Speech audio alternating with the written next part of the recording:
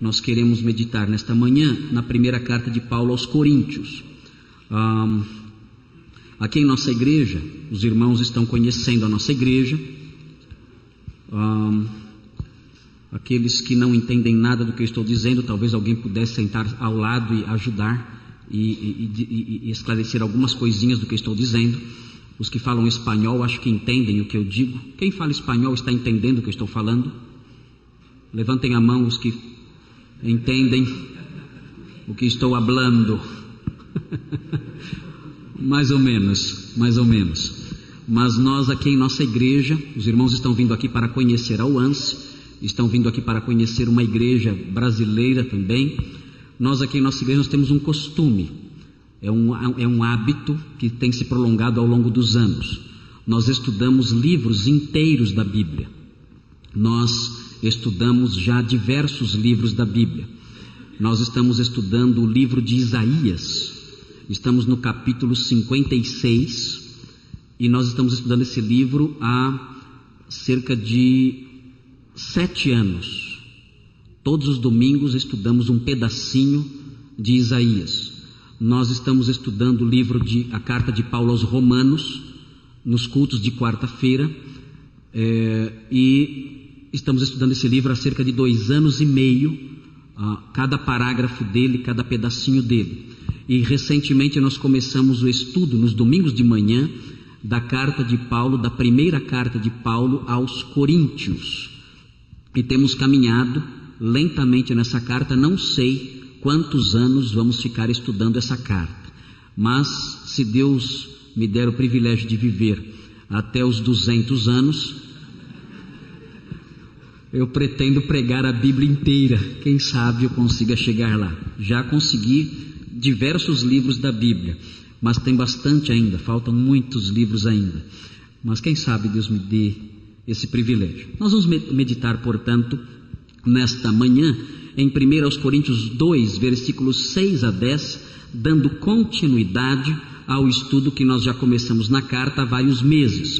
Os irmãos têm aqui 1 Coríntios 2, de 6 a 10, temos aqui uma deusa, entre aspas, uma deusa chamada Sofia. Está escrito Sofia ali embaixo em grego.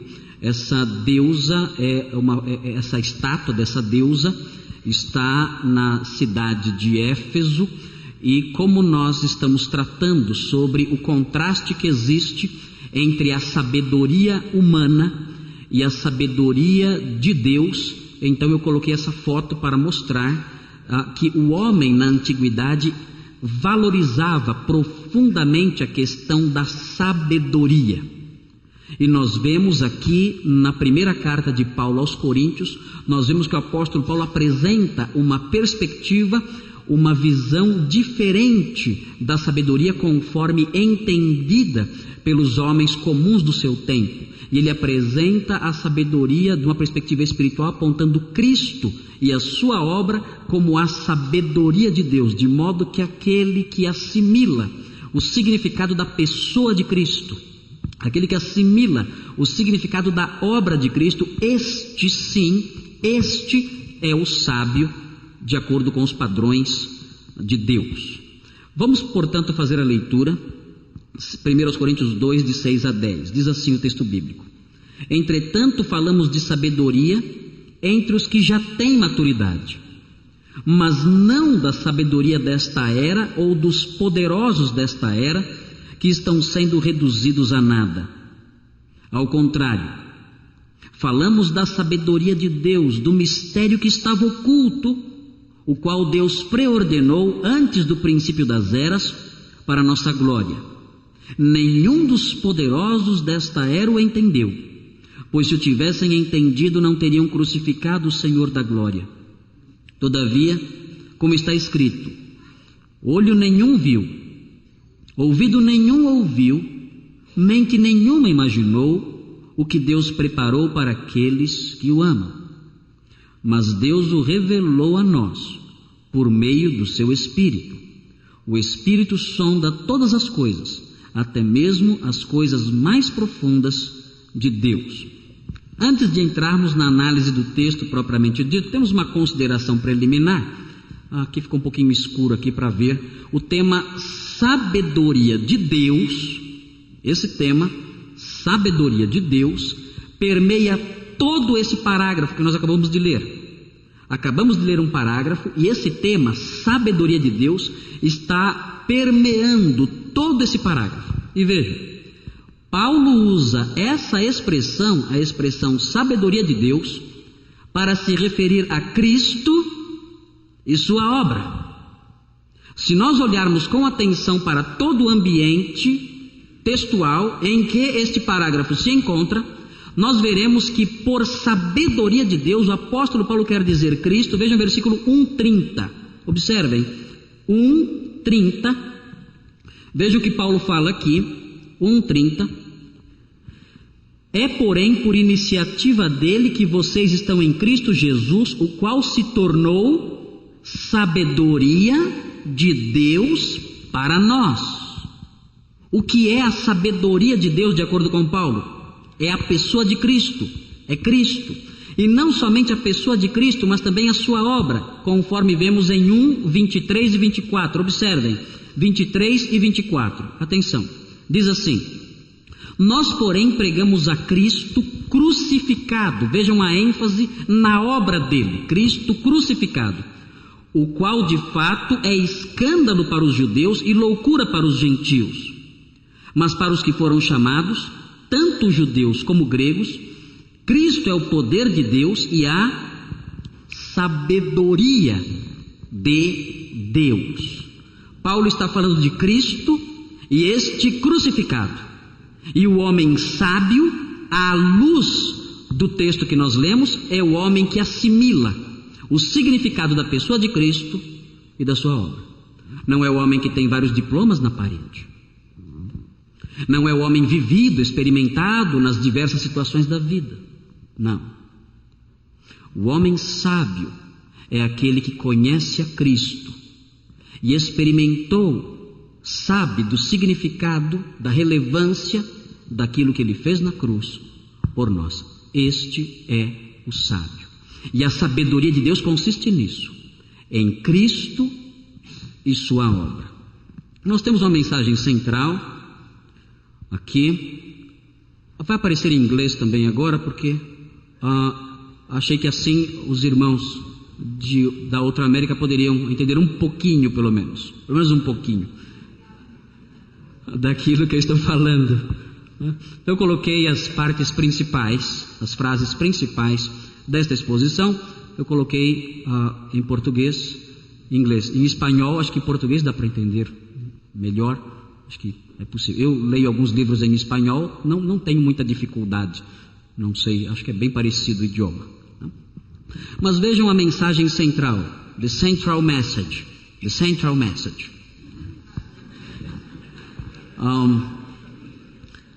A pessoa e obra de Cristo devem sempre ocupar o centro do discurso da igreja cristã. Nós vivemos dias em que o cristianismo está mesclado de tantas coisas estranhas, e nós vemos as pessoas falando sobre evangelizar, e quando perguntamos como é que elas evangelizam, nós escutamos as coisas mais absurdas. O evangelho moderno, o evangelho que nós escutamos na TV e o evangelho que é anunciado em alguns púlpitos é um evangelho que não apresenta Cristo, que não apresenta a sua obra. É um evangelho curioso. É o evangelho do sucesso, é o evangelho da cura, é o evangelho das realizações pessoais, é o evangelho do riso e da alegria, é um evangelho que não tem cruz, e um evangelho que não tem ninguém crucificado. E quando nós olhamos para o texto de 1 Coríntios, nós descobrimos que existe uma relevância muito grande dentro do discurso cristão, uma relevância, o que digo eu, não é uma relevância grande, é crucial, é simplesmente essencial. É a pessoa de Cristo e a sua obra. E há pessoas que evangelizam sem falar de Cristo e de sua obra. E há igrejas que pregam sermões e mais sermões, mensagens e mais mensagens, sem falar de Cristo e da sua obra. É um evangelho sem dor, sem sangue, sem cruz, sem arrependimento, sem perdão, sem perigo de inferno. É um evangelho estranho. E quando lemos textos como esse, aprendemos que existe algo central, que o homem sábio valoriza algo central, que o homem que conhece realmente a Deus e é sábio segundo os padrões de Deus, ele tem em mente algo fundamental. E esse algo fundamental que ele tem é a pessoa de Cristo e a sua obra. A igreja bíblica sempre centraliza os seus discursos nesses temas: Cristo e sua obra. A pessoa, o homem crente, o crente genuíno, quando ele fala da sua fé, ele não fica dizendo que a igreja dele é muito boa, que a igreja dele é uma igreja animada, que a igreja dele tem um louvor legal. Não é assim que ele evangeliza.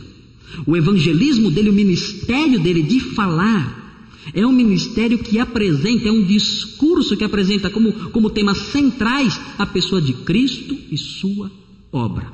Tudo mais é secundário. Tudo mais é muitas vezes até irrelevante.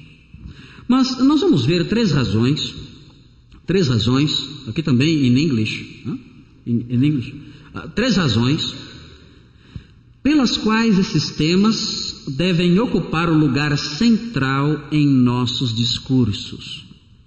Por quê? Porque a pessoa de Cristo e sua obra devem ocupar o lugar central em nossos discursos. Olhando para esse texto, os versículos 6 a 10, nós poderemos perceber algumas razões disso. Poderemos perceber alguns motivos disso, do porquê. Por quê? Cristo e sua obra devem ocupar o lugar central naquilo que falamos, naquilo que apresentamos como conteúdo da nossa fé. O lugar central naquilo que pregamos, naquilo que apresentamos às pessoas que estão perdidas. Vamos ver as três razões. A primeira razão está aqui. Aí está a primeira. Em primeiro lugar, esses temas, colocando-os ali no lugar central dos nossos discursos, isso vai revelar a maturidade existente em nós. Quando esses temas ocupam o lugar central daquilo que nós falamos, daquilo que nós apresentamos, isso revela se nós somos maduros ou não. Vejam o versículo 6, observem com atenção. Entretanto, falamos de sabedoria entre os que já têm maturidade, mas não da sabedoria desta era ou dos poderosos desta era, que estão sendo reduzidos a nada. Vejam, falamos de sabedoria entre os que já têm maturidade. E aqui fica uma pergunta para nós. Você gosta de falar sobre esses assuntos? A pessoa de Cristo e o que ele fez é um assunto comum nas suas conversas com as pessoas? Os crentes falam sobre futebol. E como falam sobre futebol? Os crentes falam sobre a política. Os crentes falam sobre a guerra no Iraque. Os crentes falam sobre a economia. Os crentes falam sobre o seu vizinho que mora ao lado. Os crentes falam sobre tantos assuntos. E se um crente costuma falar, costuma ter em suas relações, costuma ter por costume falar sobre Cristo e sua obra, ele é chamado de fanático. Fanático. Ele não pode ter esse assunto, ele é chato. Se ele fala muito sobre isso, ele já vira o pastorzinho do grupo. Não é assim que os jovens chamam? Ah, é o pastor, chegou o pastorzinho. Chegou o pastorzinho. Meus irmãos, o fato é que nós devemos avaliar o grau de prazer que nós temos em falar sobre esses assuntos. Você tem prazer em falar sobre isso? Sobre Cristo e o que Ele fez por nós? Isso compõe o conteúdo, o objeto das suas conversas? Isso compõe o conteúdo das suas conversas com as pessoas que não conhecem o Evangelho, com os seus amigos incrédulos, com as pessoas da sua família. Ou você nunca fala sobre isso? Se você nunca fala sobre isso, não importa o que você diga ou pense. O fato é que esse assunto não estar presente em suas conversas mostra que você não é um crente maduro. Não é um crente maduro. Mas há uma segunda razão. Vamos bem rapidinho, por causa do horário. Esses temas devem ocupar o tema central dos nossos discursos, porque apontam para a glória pertencente a nós. Veja o que diz o versículo 7. O versículo 7 diz, observem, ao contrário, falamos da sabedoria de Deus, do mistério que estava oculto, o qual Deus preordenou antes do princípio das eras, para a nossa glória. É muito triste ver a conduta de alguns crentes. Eu acho que alguns crentes não se comportam de modo digno porque eles não têm noção de quem eles são. Porque eles não têm noção do que foi feito por eles. Esse texto que acabamos de ler, o versículo 7, fala que Deus, desde o princípio das eras, desde os séculos passados, desde a eternidade, elaborou um plano. Sabe para quê? Para que você desfrutasse de glória. E nós nos esquecemos disso. E quando nós nos esquecemos de quem nós somos, nós nos comportamos como aquilo que nós não somos. Quando nós nos esquecemos que nós fomos revestidos de uma glória especial, quando nós nos esquecemos que Deus nos glorificou e glorificará no futuro, quando nós nos esquecemos que um dia na eternidade Deus traçou um plano para o meu bem-estar, para o meu enriquecimento, para me revestir de dignidade e glória, quando eu me lembro disso, a minha conduta é diferente. E o modo como eu trato os meus irmãos é também diferente. Porque eu vejo nele a glória de Deus e eu ajo como quem foi revestido dessa mesma glória. Há cristãos que envergonham a fé. Há cristãos que não se comportam de conformidade com a glória que receberam. Sabem por quê? Agem assim porque a pessoa e obra de Cristo não estão no centro dos seus discursos, dos seus pensamentos, das suas conversas, das suas pregações. E eles, portanto, se esquecem do que Jesus Cristo fez por eles.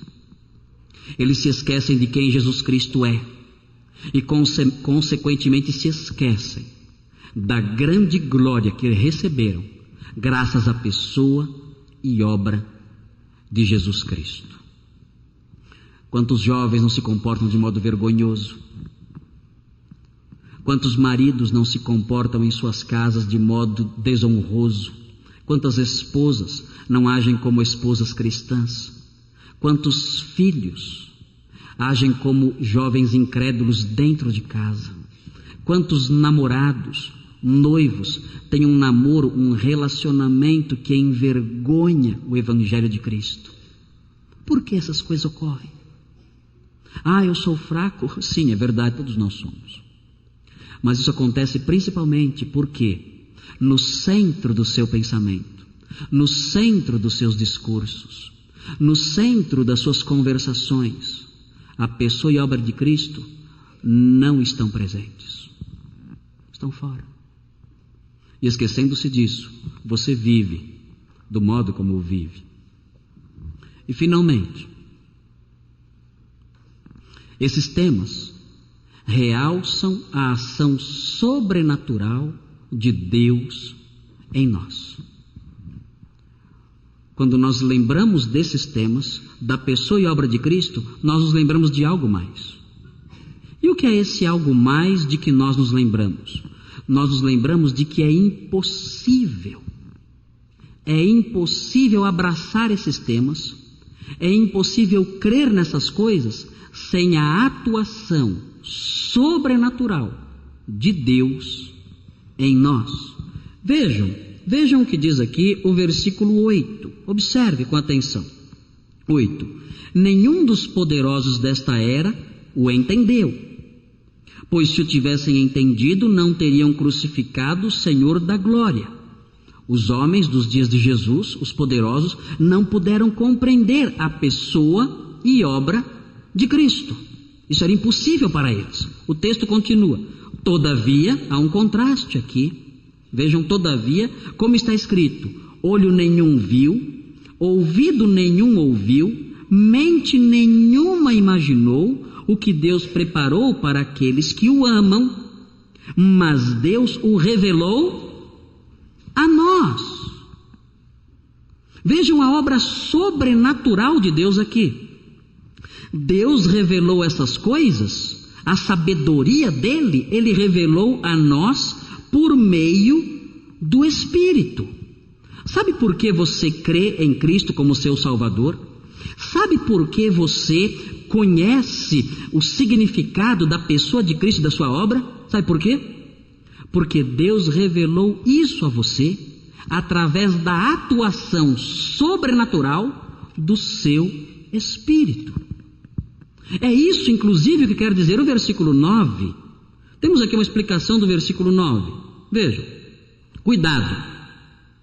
O versículo 9 não fala sobre o lar que Deus preparou no céu para os crentes.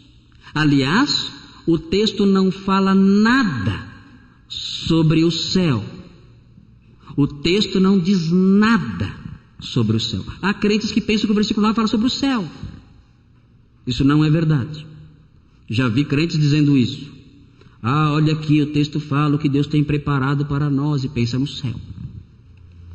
Não é isso. O texto não fala sobre o céu. Não tem inglês aqui. Como é que eu digo isso? The text don't speak nothing about the heaven. Nothing about the heaven. Do you agree with me? You have to observe the context. The context speak nothing about heaven. Okay? Não é sobre o céu. Falei certo? Falei um pouco errado, né? Minha pronúncia é muito ruim. A segunda cautela.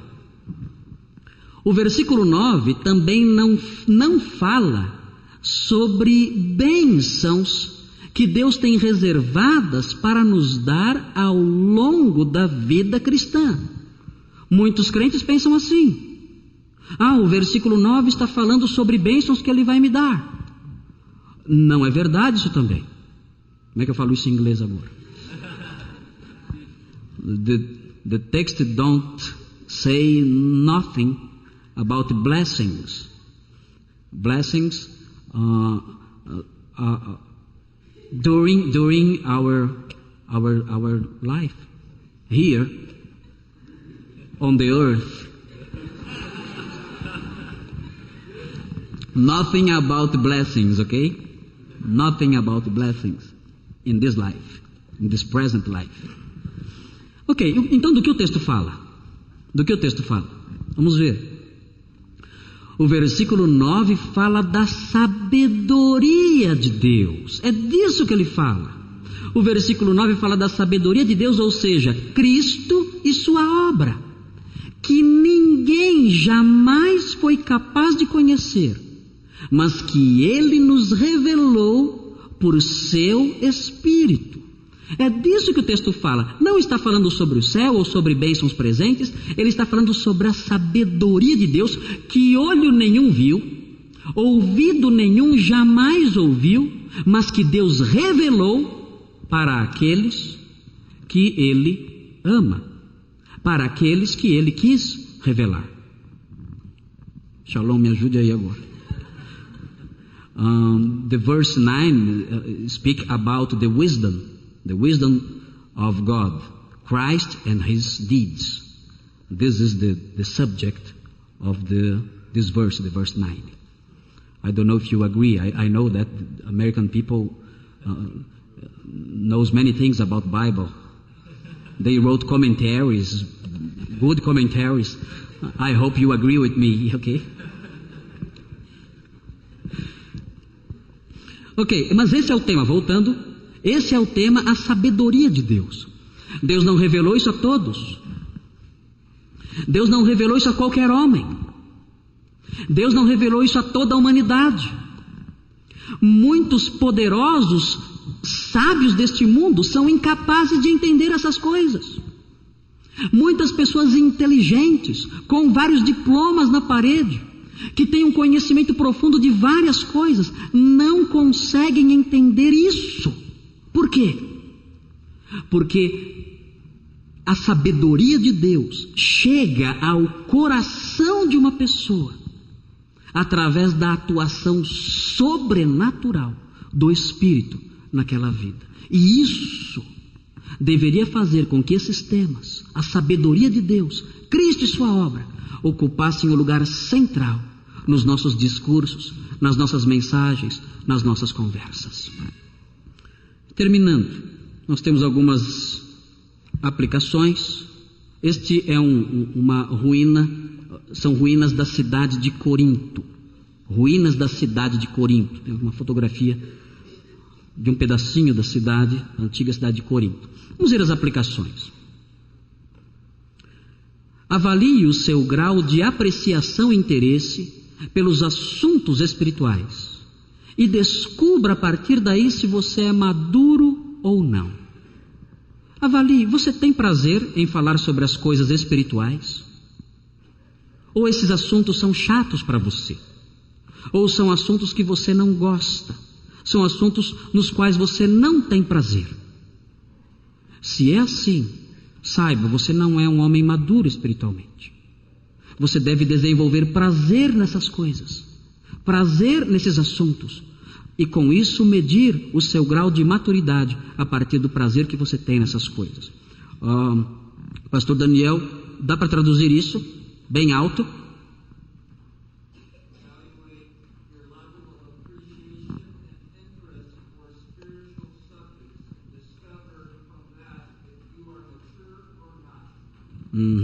Era exatamente o que eu ia dizer. You have to evaluate the level of appreciation and interest, okay, for spiritual subjects, okay, and discover if you are mature or not. Decorei o que você disse, hein? É que está gravando, eu tenho que repetir aqui. Avalie isso e veja se você é maduro ou não. Segundo lugar, comprometa-se de modo mais intenso com o Evangelho, lembrando que antes do princípio das eras, Deus o planejou, pensando em seu bem-estar. Nós damos muito pouco valor para as coisas de Deus. Nós temos que valorizar mais, temos que nos apegar mais, temos que nos comprometer mais com o Evangelho, lembrando do seu valor, da sua grandeza, da sua riqueza. Deus, desde o princípio das eras, o planejou para o nosso bem. Nós temos que ter um comprometimento maior com essas verdades. Pastor Daniel, venha falar aqui no microfone porque eles querem gravar a sua tradução. Tínhamos que ter combinado isso no começo, hein? Que todo o meu vocabulário em inglês acabou aqui hoje.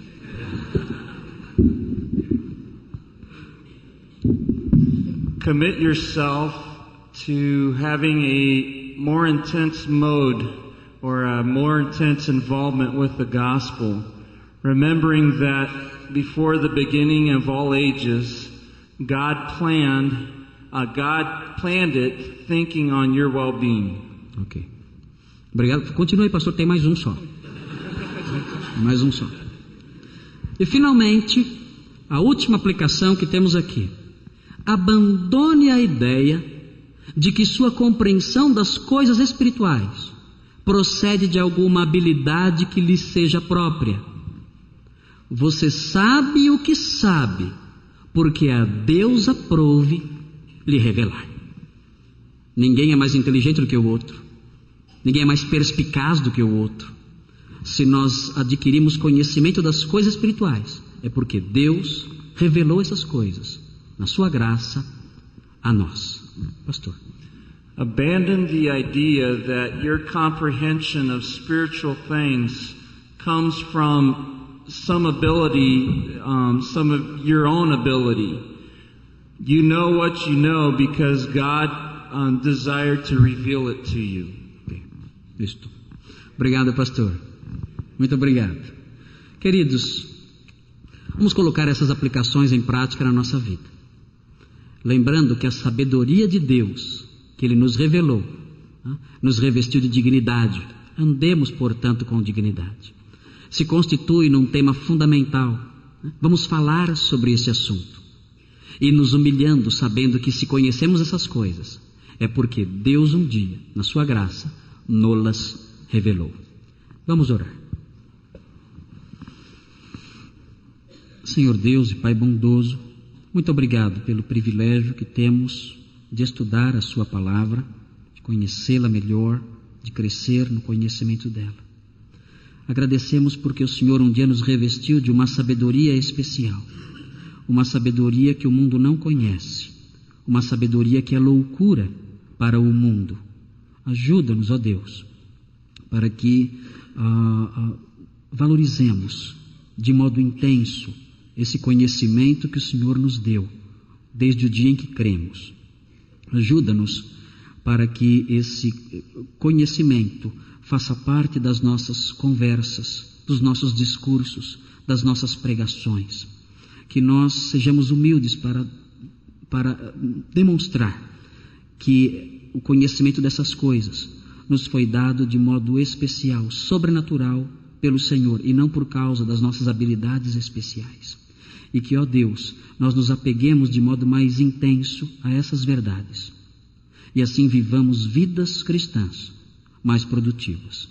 Pedimos essas bênçãos em nome de Jesus. Amém.